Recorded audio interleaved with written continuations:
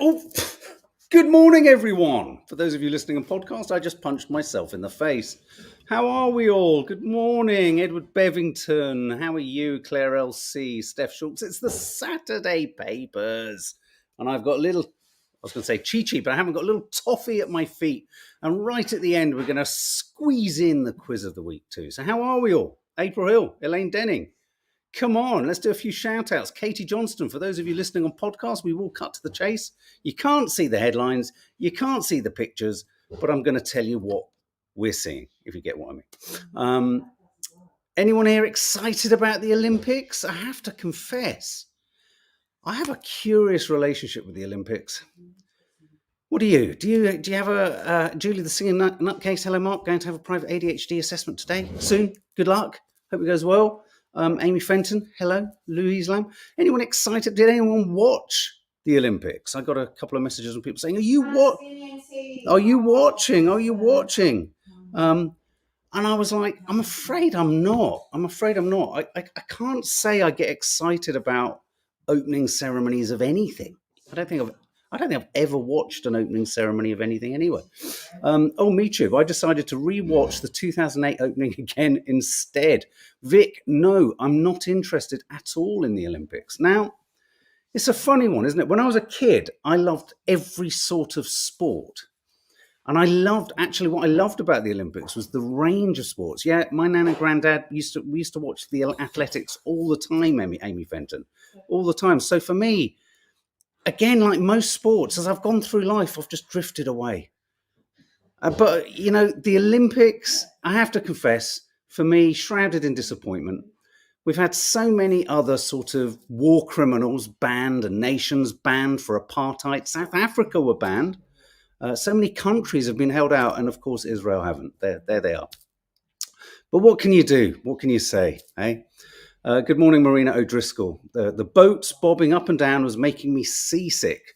So the front of all the papers, what I'm trying to say is completely and absolutely overwhelmed with not just the Olympics, but the fact that there seem to be saboteurs.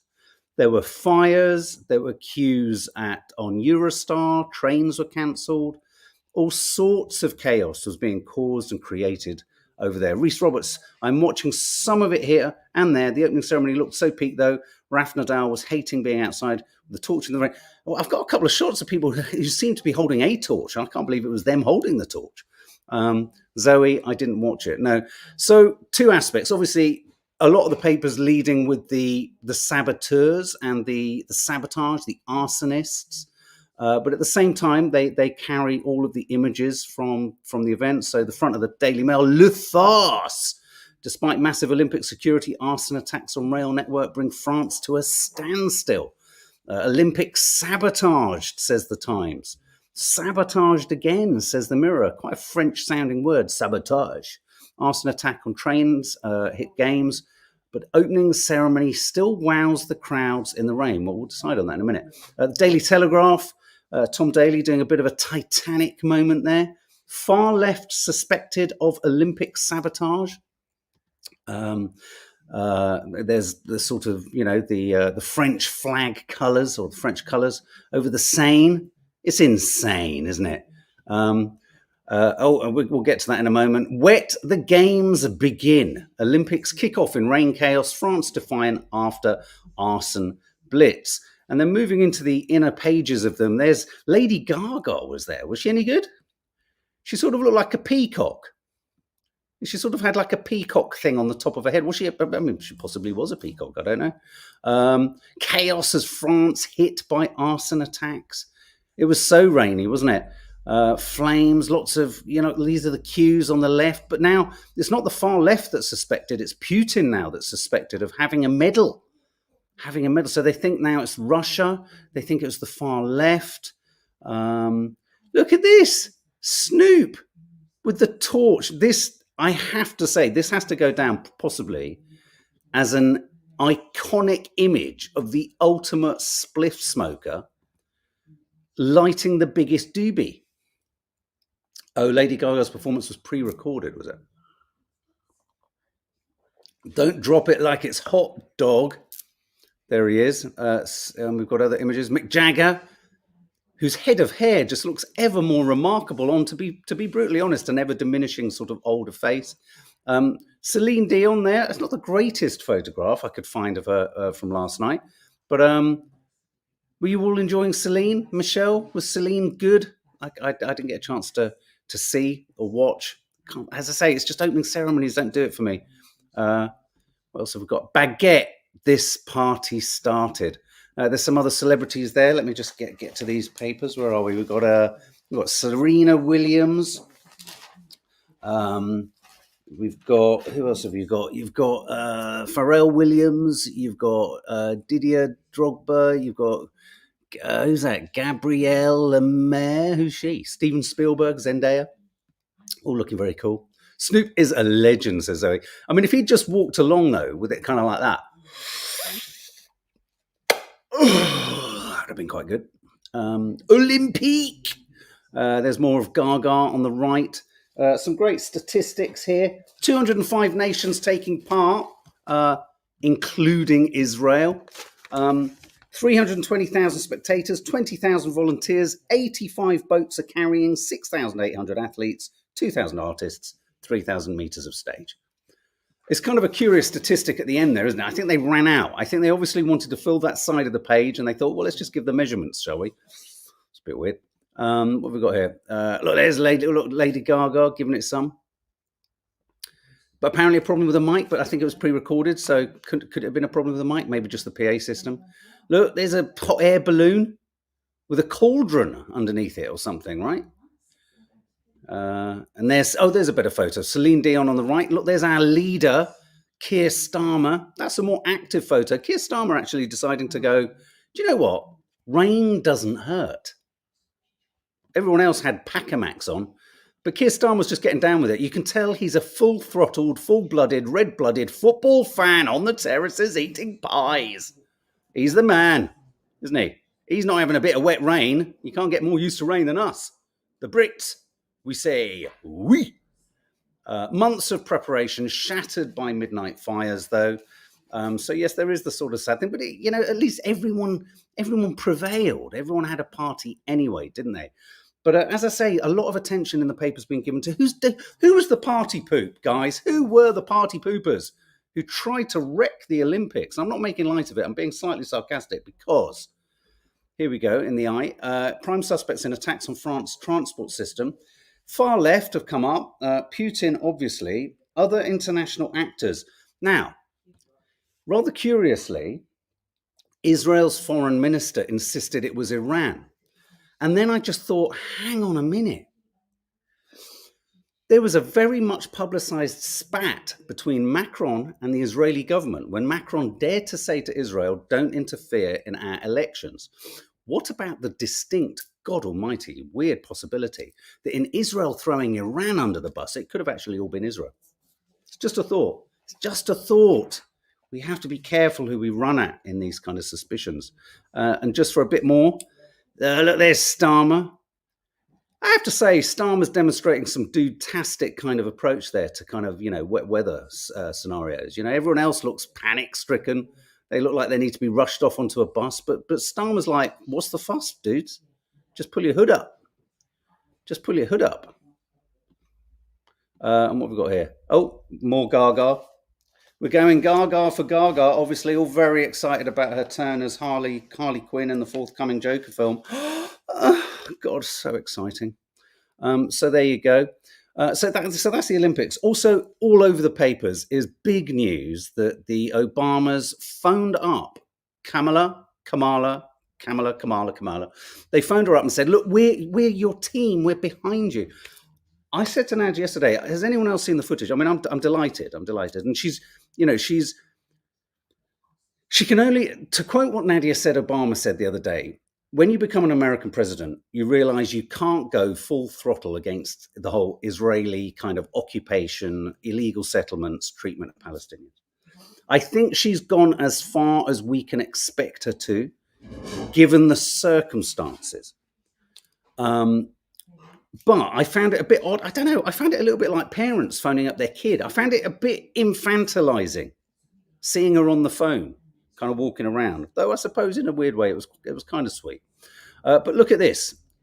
This is just classic. So a woman is about to potentially give Donald Trump a much more successful, and a woman of color and of Asian descent is going to give Donald Trump a run for his money. So what are some of the criticisms coming through?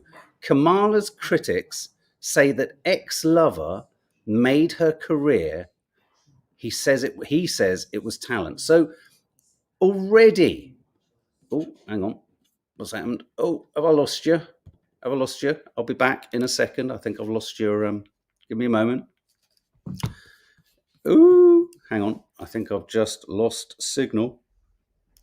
Am I back? Am I back? I think I'm back. Oh no, this isn't. Oh no, the whole thing has gone. On. Can you hear me? Oh no, I've lost Chrome. Oh no. Hang on. I'm going to come back at you, so bear with.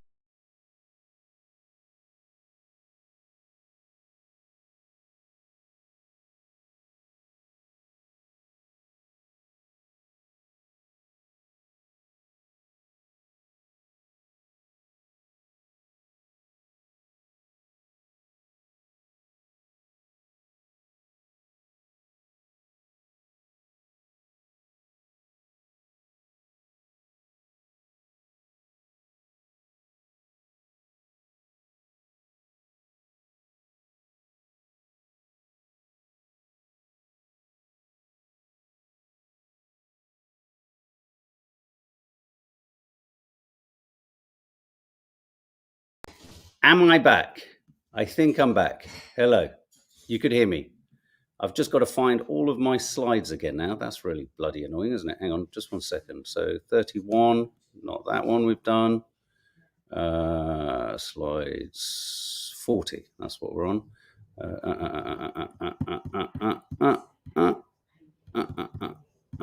Okay, not that one. Sorry about this. You were never away. Oh, I completely lost Chrome. I literally in that time I had to crash Chrome, get rid of it, and move back in. Anyway, I just think this is so. Oh, yes, it was kind of stage managed. Yes, obviously, it's kind of optics, of the Obamas kind of phoning and all that kind of stuff. But she's doing well in the popular vote. She's doing well in the swing states, in the kind of close to call ones. The 6 states that kind of clinch victory. It's much closer, and Trump is genuinely still looking slightly ahead. Kamala's marketing is insane. Is insane already, says Zoe. I really wanted to win. At least she showed some heart for Palestine, even though it made me sick when I saw her shake hands with the war criminal. This is the point. That it's like baby steps, and we've got to I think we have to kind of accept that there's baby steps. I mean, the biggest thing she could do is stop selling fucking arms to them for a start. But here we go. That Michelle and I couldn't be prouder, said the Obamas. But I think she could give a run for money. But isn't it classic that already her femininity and that what's been called into question is how she achieved success? It can't just be based on achievement, can it? I just find that really and I think you're going to hear a lot more of this. I think it's been odd, hasn't it? Because Trump has got quite they've gone quiet.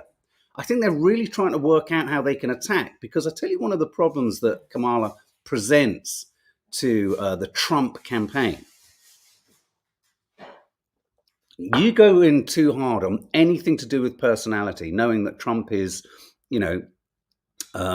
he would deny it, but he's supported and promoted racist organizations and has a racist tendency to him. One has to be careful, libelly here. He's definitely a misogynist. So however they tackle her, it's going to be tricky for them to find purchase. And I think the way, questioning how she got the job, that won't float well. He has to go for big things. He can't go for kind of personality. I think the great kind of, and I'm not saying this in a cynical way, but I think the thing that Kamala Harris presents in a massive way is none of the character attacks that you could easily throw at Biden. And right down to even how Biden seemed infinitely more sort of just adoring of the Israeli Zionist mission. At least she is beginning to use, admittedly only beginning, and we need to hear more, stronger language about the Palestine issue. So what have we got here? But look, Israelis condemn the vice president's Gaza comments. So Israel have serious concern about the fact that an incredibly educated, legal vice presidential candidate for the presidency, alongside the International Criminal Court and the vast majority of other nations, they have a problem. At no point has Israel stopped to think that the fact that more and more people keep stacking up in the opposition camp to them, could this have anything to do with them? In the classic narcissistic rule book, the nation of Israel, as represented by Netanyahu and his government and the army, have not once stopped to consider whether anyone else in the world is right. At all. Whether it be an international court, and whether it now be a vice president who hasn't exactly gone fucking, guns a blazing against Israel. All she said is, there is a humanitarian crisis that we need to attend to, and Israel dares to be offended. Dares to be offended about the most microscopic admission that this is a deeply disproportionate punishment of an entire nation. Israelis condemn violence. So what you're seeing here very much is clearly Netanyahu was in America to tap the Republicans, to talk to Trump, to steady the ship, to garner the Zionist Israeli support in America. And this will probably be one of the big play points in Trump's playbook, I'd have thought, will be that Kamala Harris is somehow a terrorist supporter because she believes potentially that we have to start talking about the ghastly consequences of everything that has happened in the 9 months since October the 7th. But Israel is offended by that. I wonder how every single orphan, if you're offended by the vice president's comments, imagine how the orphans you've made are feeling and will feel in the years to come, and wonder why you meet resistance. Wonder why. I find this the most, just stay quiet. That's what they should have done, just stay quiet. Sorry, it's just outrageous. Light, Kamala, action, there she is with Obama. Lots of leading figures in Hollywood are all sort of stepping behind her. There's old Biden meeting Netanyahu. I don't know if anyone saw them having their conversation when there's a moment where Biden, okay, look, Biden's on his way out. He's clearly a man who's challenged, ill, unwell, very old, recovering from COVID, whatever. But he's also a man who's actually allowed the decimation and the continuing genocide in Palestine. Allowed, supported, paid for, etc. But there was a moment, did you see a moment where Netanyahu wanted to shake his hand and they were sat, those moments where they sit in the chairs? It felt like, Netanyahu felt like that really pushy sort of gaslighting child or relative that was trying to nudge Biden into signing away his will. That's what it felt like. It felt like elder abuse. It felt like he was coaxing him and sort of lubricating him with compliments. It was horrible. It was so offensive to watch. There he is with Kamala Harris. And interesting kind of image there, because I think a lot of people didn't want to be seen in the Congress address. A lot of people didn't. That moment will be recorded in history. And I think the reason a lot of people didn't want to be seen in that chamber, some Republicans too. There were more Republicans than you think. Jesus Christ, that made me jump out of my skin. Yeah, deep down, they know that those images, at some point, everyone will be judged on what they were doing and where they were when he was there, being allowed to deliver the most outrageously skewed propagandist portrayal of his outrageous behavior, which, out of respect to Israel, 72% of the Israeli population do not want him as their leader. Get rid of him. Get rid of him. But then, of course, there he is with Trump, which is probably going to be, this is what it's all been about. I've said it from the beginning. He's keeping going, and he wants it to keep going until Trump's in power. And I promise you right now, we shouldn't be talking about Iranian Russian or Chinese interference in the American forthcoming election. We need to be talking about Israeli interference in the forthcoming American election. But no one will talk about that because that's not the villain in the piece in America. And then look at this. Anger as Starmer drops challenge to war crime warrant for Netanyahu. This is astonishing. I have to confess, I am pleased and relieved that the Labour Party have done this. They have both reinstated funding to UNRWA after reports have shown there is no proof that it's a terrorist organisation. So that's great. They've also, and in doing this, this is a major move. This isn't them, and it's really important to know this. This still isn't the government saying, oh, no, go and arrest him. They're just saying, allow independent international law to do its job. We are not going to interfere politically because all the interference by these countries in the process of the ICJ, and they might not, they may end up not issuing the arrest warrants. But I'm telling you right now, this is good news, and we will always say it when there's good news. Anger, but this has angered Israel as well. Anger as Starmer drops challenge to war crime warrant for Netanyahu. So you're only on Israel's side, and Israel will only be happy with you when you are subscribing to the ultimate narcissistic self-promotion. And you're not allowed to criticize. You're not allowed to criticize a thing. An incredibly smart move, Michu, by Labour. If you have no objection, then there is no story to it. Stop the objection to the because the Conservatives have started the process of trying to kind of, in a sense, filibuster and postpone the ability to issue arrest warrants. This is great news. This is great news. Now, so we're going to move away from global politics and into the more kind of nuanced, detailed stories. I just pulled this only because I thought, my God, look at this.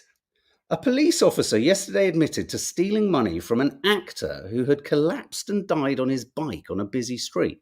The body was lying on the floor for 6 hours as they awaited an ambulance and what are they called? Undertakers. And he took 115 quid out of his pocket. Can you believe that? Can you believe that? The police, they just what? Sometimes I worry, what is the recruitment process with the police? So you've got someone who's died, so you rinse through his pockets and you take his money. Fucking hell. What is the world coming to?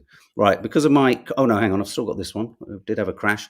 Will a 6.5-minute recording of Amanda Abingdon clear Geo? A lot is being made in the Sun today. This is obviously the continuing, evolving Strictly Come Dancing drama.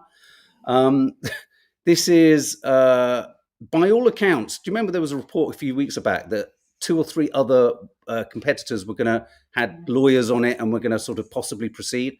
The Sun is reporting they're not. The suggestion here is that Amanda Abingdon is looking like she's more and more on her own with her complaints. Is she being squeezed out? Is she being hung out to dry? And so there is a suggestion here that, in fact, could there be a recording that clears Giovanni? So that's pushing on. And then alongside it, we've got Piers Morgan, who says in an inimitable fashion to all the whiny celebrity brats, this show is tough and you knew it. Piers Morgan. I think someone made an interesting point the other day. He's obviously been either a bully. No, incoming. Hang on, incoming. That's the talk. In my opinion, that's the talk of. Oh, I forgot. I'm still in this. That's all right. I forgot. No, he's either been very bullied in his life, so he's been taught that whatever happens, you just shut up and you take it, or he is a bully. Because to just say to people when you know nothing about the detail, to just go, you mealy-mouthed, whiny moaners. God. Victoria Moore says he is the biggest celeb brat. Thank you.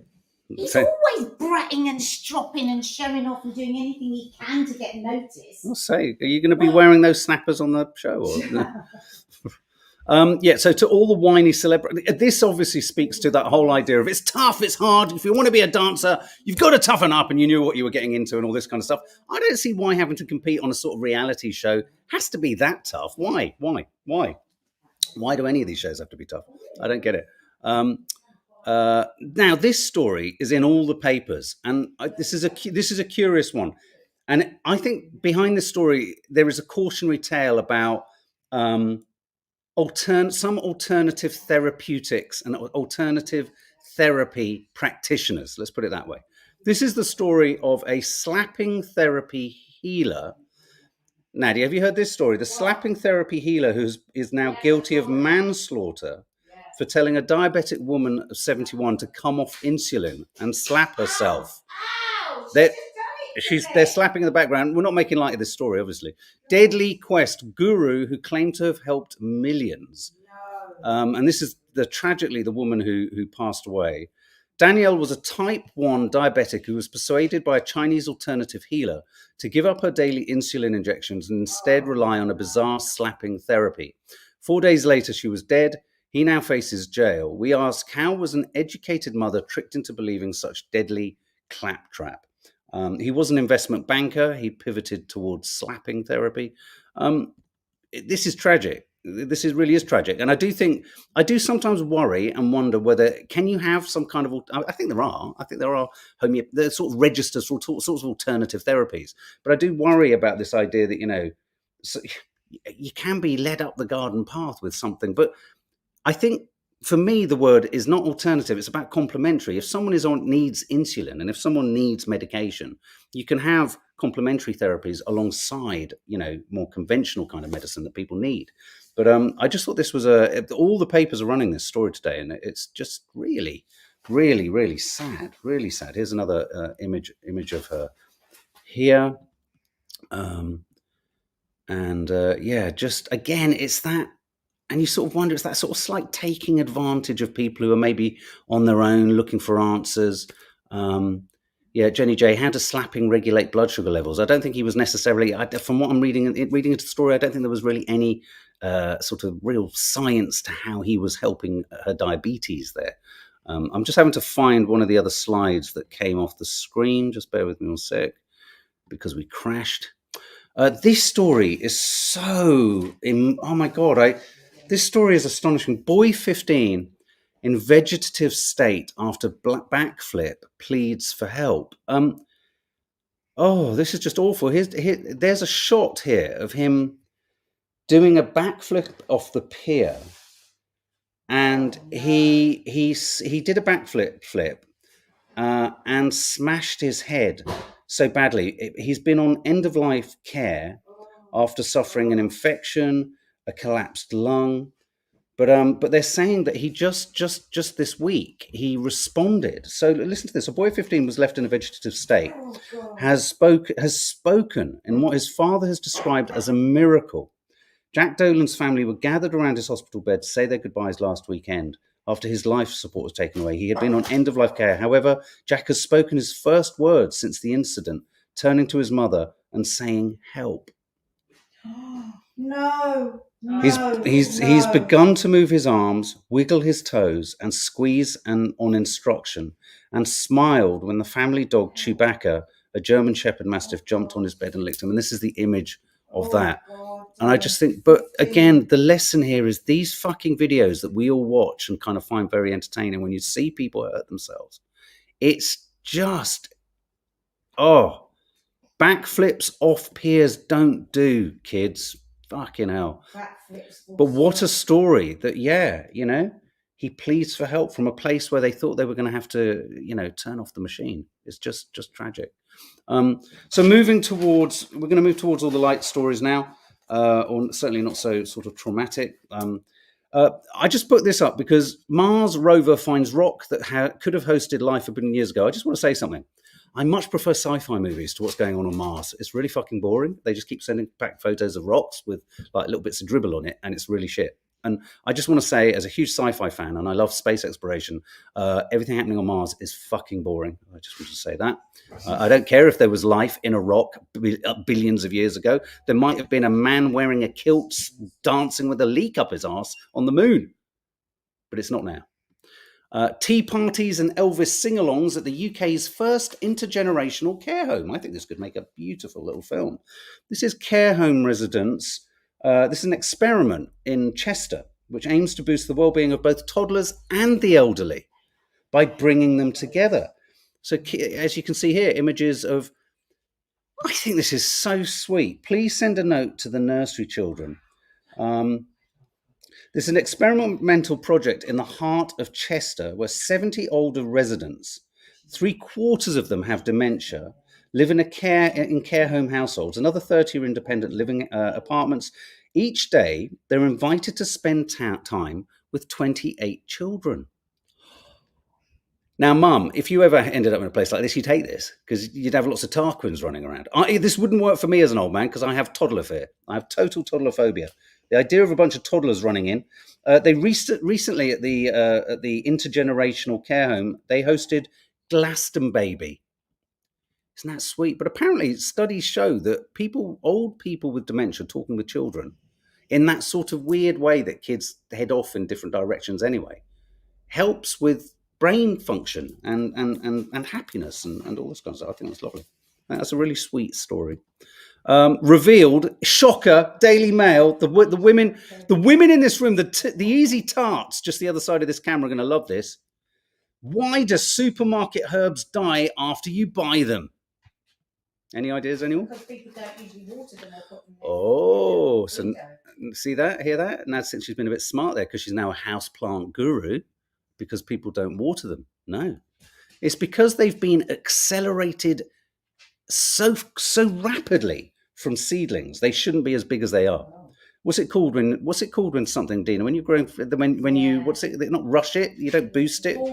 Force it. They forced them. And then this is what happens. Well, they've got them on. This is great. Look at these images. These are brilliant. Look, basil. So you've got Asda, Tesco, Sainsbury's, Morrison's, and Waitrose. And look, 7 days on with all of them, probably I'd say the best there is Morrison's. I know Asda's pretty good. But look at the coriander. That's a limp lettuce. Well, it's not. It's limp coriander. Yeah, they're forced. Basically, what you're buying with a basil pot or a coriander pot in a supermarket is a sort of steroid toddler version of the plant. That when push comes to shove, you put it on the shelf, having pulled a few leaves off, it goes like that. It's just all it is. We needed this last week on Curly Cooks. We did, didn't we? Oh, snagging making strain. Britain's ugliest dog has its day. Yep, I saw Deadpool and Wolverine. Oh, all I'm going to say to you is check out our review, but it's really nice sometimes to laugh. Do you know that? I just thought I'd say that. But anyway, this is the dog, Peggy. Peggy, the ugliest dog in the world. Part pug. I'll tell you what, I've never seen a dog's tongue give so much action in a film. Look at it. Look at him there. I'm pug lovely. Who couldn't fall for a girl such as me? Oh, I mean, you've got to give her it. She's fucking ugly, isn't she? I mean, she really is. And you can say that of her without being mean. I mean, I'm sure someone somewhere will be like, you can't be kind. I find this a bit depressing. It really is a fairy tale. The Cottingley hoax of fairies. Oh, experts have done that thing that experts do. Be a real fucking killjoy. Tell us it's all not fucking real. Can't even think there might be fairies down the end of the garden. God, what's the fucking point? Could be the final chapter in a saga that's captivated the world for more than a century, reports the Daily Mail. These are the photos. They are beautiful photos. I mean, if anyone thought they were real, I think you need to be sectioned. If I'm honest, I think you know. But why do we have to unpack how? Why do we have to always unpack how? Why? Let's just see fairies around kids. It's sweet. The cameras used by the girls are among the first objects to be internally analysed by state-of-the-art scanning. See, fuck off. I don't want universities looking at this stuff and telling us it's not real. Sorry. Love Island gets in the dictionary. 3,200 new terms join language. The Cambridge Dictionary defines the word ick as a sudden feeling that you dislike someone or something, or are no longer attracted to someone because of something they do. That's a very polite way of saying it's a right fucking turn off, basically. It is. A typical use, but what I love is the Cambridge Dictionary gives you a potential use. Here, you know, when you put in like, what's the definition of word?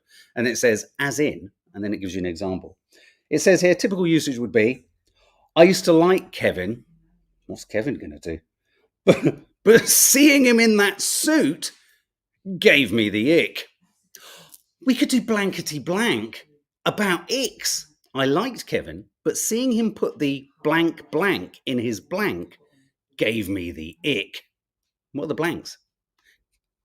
What was the music to blankety blank, blankety blank? Okay, what else have we got here? Another new term is boop. Does anyone know what boop means? Boop, a gentle hit or touch. Boop, like that sort of thing. Oh no, the nose of the head is it's sort of like a. I find that fucking patronising. If you boot me, I'll boot you back. Many of the new words and phrases have gained prominence. Chef's kiss. What's a chef's kiss? Is another phrase used to describe something deemed perfect or excellent, and the movement when you kiss your fingers and thumb and then put in a chef's kiss. And just to show that all the papers tell the same stories, Ictionary, Ictionary corner. Oh, guys, have I given you the ick yet? Be honest.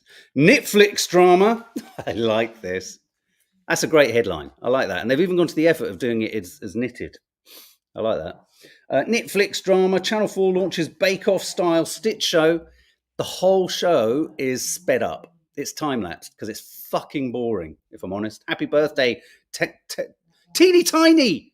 It's Teeny Tiny's birthday. Where are you?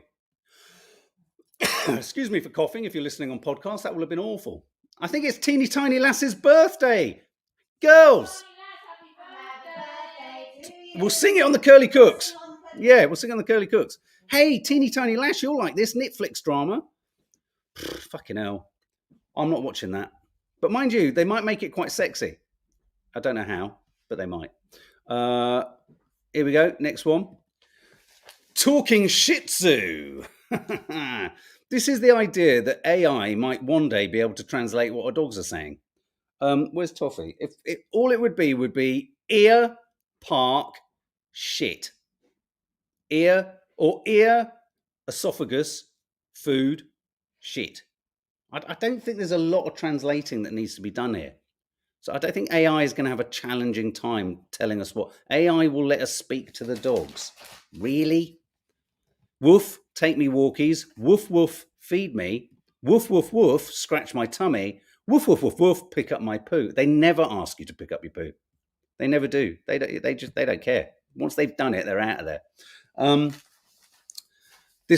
popped this up earlier. Nothing compares to you, the late, lovely Sinead O'Connor. I've got a contentious thing to say about this, actually. Museum axes the world's worst waxwork of tragic singer Sinead. Now, of all the waxworks I've seen recently, and I've seen a few, this isn't as bad as them, if I'm honest. But here's the owner of the museum. He's saying nothing compares to you. So they've axed her waxwork. It doesn't feel they've gone to much effort, does it? It feels like they've just got a sort of mannequin and just gone with it without anything on its head. So yeah, that's literally on the front of the Daily Star. Museum axes the world's worst waxwork of tragic singer Sinead. I don't actually think it's too bad. 2p or not 2p, arcade chief axing coin a resort killer. This is talk of them getting rid of copper coins. And then, of course, I hadn't even thought of this connection, but this slot machine in arcades. Happy birthday, Kaz, as well, sweetie. Come over to Curly Cooks. We'll do some birthdays over there. 2p or not 2p. These machines are both brilliant and a form of childhood torture. How many 2p's or 1p's did you put in one of these thinking they'd fall off? I swear to God they were fucking super glued on the edge. There was no way on earth. If they weren't super glued on the edge, they need to use these 2p slot machines in science lessons to talk to us about how gravity can be defied. Anyway, this is the idea that, of course, if they ban 2p's, we're not going to be able to keep being fleeced or fleecing kids to put coins in these machines. There it goes. I got a bit closer on that one. Here's a bear in a car. Yes, this happens. I filmed it, but look at the damage it's done. Look, gets in, smack. Look at that. Carnage. Did you get it? Carnage. Absolute mess. Bless them. Now, this speaks to something that Dina was talking about before we went live. Top 20 ways that children embarrass their parents. Having a name like Tarquin, that's embarrassing. That really isn't bad, you know. So what are they? Should we go through them? Look, we've got them here. We've got running away or wandering off when they've been told not to. That doesn't embarrass me at all. Sometimes you sort of think, oh, God, I wish you'd do that more often. Screaming. I hate screaming. But of course, you try and, oh, the Revitavive has just come on. Toffee's just turned the foot thing on. Screaming, yes. Commenting out loud on other people around them with no filter. What is that about? Dad, why has he got a huge bogey hanging off his nose? Oh, please don't tell me that. That is, for me, one of the most embarrassing. Children that say what they see. In fact, it reminds me, Nanny Dice still does it. She just says what she sees, and it's quite embarrassing when you're out in public. Spilling food or drink everywhere in a restaurant or cafe. Don't mind that, because I'll always run and clean that one up. Kicking off when every other child is perfectly behaving. Yeah, that's annoying. Having a strop by sitting down or not moving. I love that. I find it just too entertaining, don't you? When they just sit, when their legs go. They have a sophisticated understanding that they cut all messaging to their legs. And suddenly you're having to sort of pull this thing around. It's quite something. Refusing to let another child have a turn on something. I never had that problem with our kids, but I always had that problem with other kids. And what you do is you go over to them and say, have you thought of getting off? Repeating a private conversation they weren't supposed to share. That's a good one. I mean, that's happened to us, but of course, the famous one was Kiki, always referring to squirrels as, oh, fuck it, because that's all I ever said when I saw them. Opening the toilet door when you're on the loo doing a poo.